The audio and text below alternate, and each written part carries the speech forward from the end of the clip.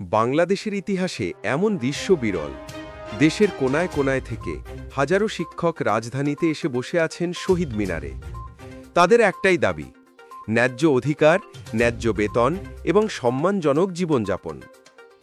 আজ মঙ্গলবার ২১শে অক্টোবর, দশম দিনের মতো কেন্দ্রীয় শহীদ মিনারে অবস্থান কর্মসূচি চালিয়ে যাচ্ছেন বেসরকারি এমপিওভুক্ত শিক্ষক কর্মচারীরা। সকালে দেশের বিভিন্ন প্রান্ত থেকে শিক্ষকরা শহীদ মিনারে জড়ো হতে শুরু করেন। তাদের হাতে ব্যানার, শিক্ষক বাঁচলে দেশ বাঁচবে, আমাদের প্রাপ্য, আমাদের চাই। শিক্ষকরা বলেছেন, সরকার তাদের ৩ দফা দাবি পূরণ না করা পর্যন্ত এই আন্দোলন বন্ধ হবে না। তাদের দাবিগুলো হল: ১. মূল বেতনের ২০% হারে বাড়ি ভাড়া। ২. চিকিৎসা ভাতা ৫০০ টাকা থেকে ১৫০০ টাকায় উন্নীত করা। ৩.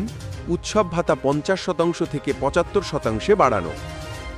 এই দাবিগুলো নিয়ে ১২ই অক্টোবর থেকে লাগাতার আন্দোলনে আছেন তারা। প্রথমে জাতীয় প্রেসক্লাবের সামনে অবস্থান নিলেও পুলিশের অনুরোধে তারা শহীদ মিনারে যান। কিন্তু আন্দোলনের তৃতীয় দিনেই শিক্ষকদের ওপর সাউন্ড গ্রেনেড, জলকামান ও লাঠিপেটা চালায় পুলিশ। তারপর থেকে শিক্ষক কর্মচারীরা শুরু করেন লাগাতার কর্মবিরতি।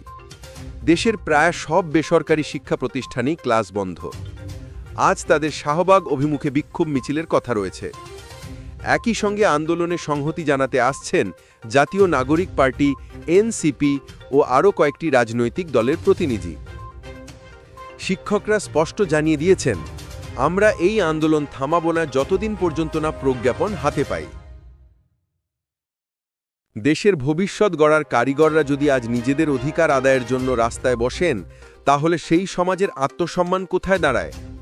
সরকারের এখনই উচিত এই দাবিগুলো পর্যালোচনা করা এবং দ্রুত বাস্তবায়নের পদক্ষেপ নেয়া। এ আন্দোলন শুধু শিক্ষকদের নয়, এটা পুরো জাতির বিবেকের আন্দোলন।